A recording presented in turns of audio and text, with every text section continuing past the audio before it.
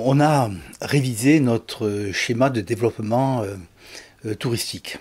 On a élaboré une nouvelle stratégie. Ça concerne les 5 communes des Sorgues du Comtat et la compétence touristique est une compétence intercommunale. Premier axe fort, c'est communiquer sur la richesse et la diversité de nos 5 communes, qui sont toutes différentes, malgré tout, qui ont une personnalité, une image très différente de l'une à l'autre.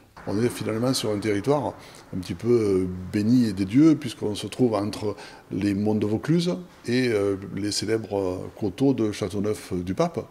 Et au milieu coule la Sorgue. Donc c'est un territoire, je dirais, un petit peu idéal pour tout ce qui est cycliste, tout ce qui est randonneur, pour éventuellement ceux qui veulent profiter de la fraîcheur des Sorgues, puisque sur Monteux, on a le lac de Monteux, mais on a aussi des parcs à thème, et notamment un parc qui est très orienté aquatique. Sur Sorgues, on a l'île de l'Oiselay avec les cabanes grand cépage. Et en cette période de grande canicule, c'est très agréable de venir se rafraîchir ou dans les Sorgues ou, mettons, sur Pernes avec ces célèbres 42 fontaines publiques. Donc, diversité sur les Sorgues du Comtat, il y a effectivement beaucoup à faire. Prendre le temps de flâner, c'est important ça. On ne vient pas simplement consommer des activités, prendre 4 photos et puis partir, quoi. Prendre le temps de vivre, on écoute les cigales, on fait la sieste, on prend le pastis, c'est toute cette ambiance-là qui est importante, quoi. Le cyclotourisme, on l'a développé là aussi depuis des années. Alors on a cette chance. D'abord, notre territoire touristique, c'est Porte du Ventoux. Donc ça veut dire ce que ça veut dire.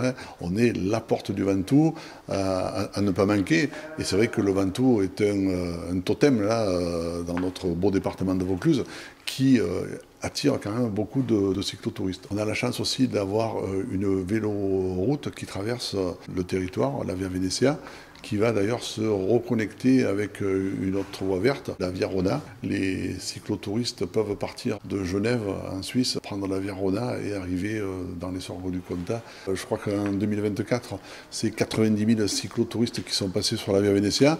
Elle est en développement sur notre territoire et pas que sur le territoire des Sorgues du Comtat, sur le département de Vaucluse en règle générale, quoi. Le tourisme est une activité économique importante. Et puis, les touristes qu'on accueille, eh bien, ce sont des consommateurs pour nos commerces, nos artisans, etc. Voilà, donc c'est ça qui fait la vie. Un emploi créé directement, ça génère 2 emplois indirects. Je prends l'exemple des parcs sur Monteux.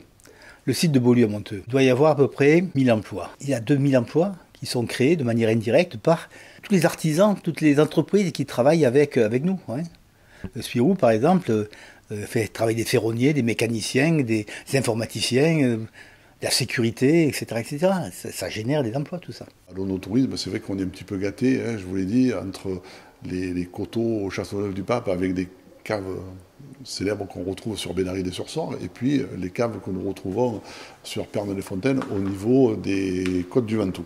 Plein de choses à déguster. D'ailleurs, derrière moi, on peut voir une partie de nos produits locaux, que ce soit en vin, que ce soit en biscuiterie, pâtisserie, huile d'olive. Il y a plein de choses à découvrir. Un touriste génère combien, en moyenne, 80 à 90 euros par jour. Le but pour nos 5 communes et pour l'Interco, de manière générale, c'est de jouer sur le tourisme, entre autres, pour apporter de nouveaux consommateurs qui vont faire travailler nos commerces et nos artisans locaux. Et donc créer de la richesse. Et donc créer des emplois.